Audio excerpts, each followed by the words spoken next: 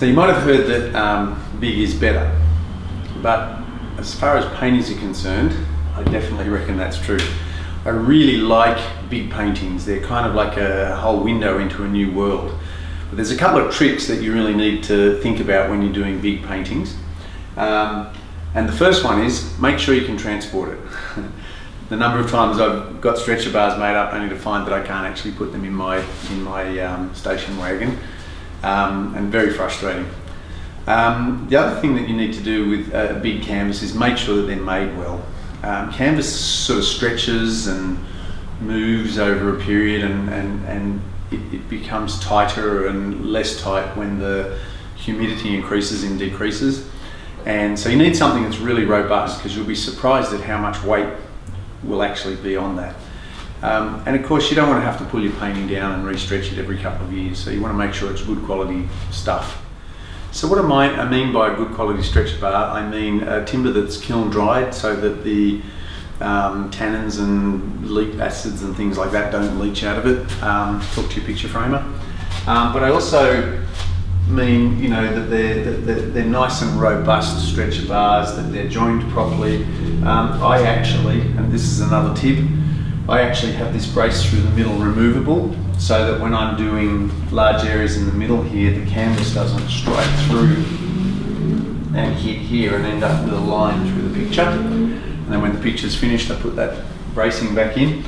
This one, I hate waste, so this is recycled timber, but we have used a kiln dried stretcher bar underneath and then braced it. But this is well and truly braced by a chippy mate of mine. That's not going anywhere. The other thing is to weigh it. Make sure that it's, you know, not too heavy. A lot of the little cheap hooks that you can get these days from the hardware shop, they'll actually hold quite a lot of weight. But, you know, I would always make sure that the hook that I put in was holding a painting half its rating, if that makes any sense. But then down to a few logistical problems. For a painting, a large painting, what I do is I actually break the painting up into large areas. For example, sky, hills here, this patch of reef, the water here, sand and the grass or the shrubs.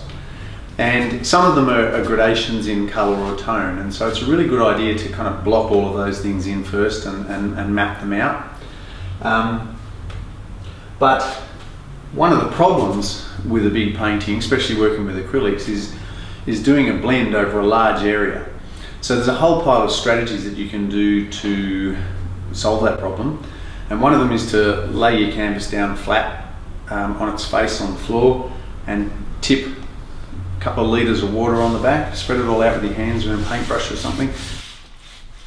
This is also a really good time to make sure you've got a good quality stretcher bar, because the canvas will shrink and tighten, and so take out any slack out of the back of that, but it will stay moist, and a little bit of water will come through the back, and so your paint will stay mobile for a little bit longer. The Atelier Interactive is fantastic for doing large areas too.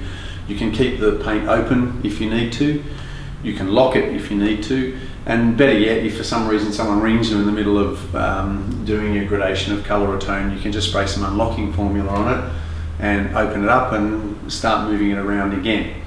But I really think that breaking it down into those sort of nice gradations is probably a great place to start, and then start building your detail on that.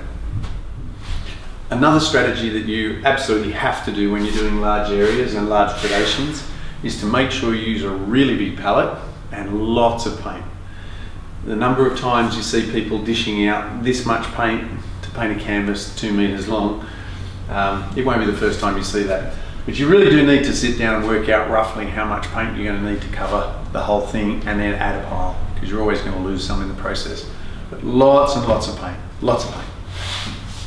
So if you want to go really big and you want to take on a mural, there's a little page on our website with a few tips about painting murals, but I recommend you check out a bloke called Mural Joe. He does a lot of murals, as the name suggests, and I reckon he would know plenty about it.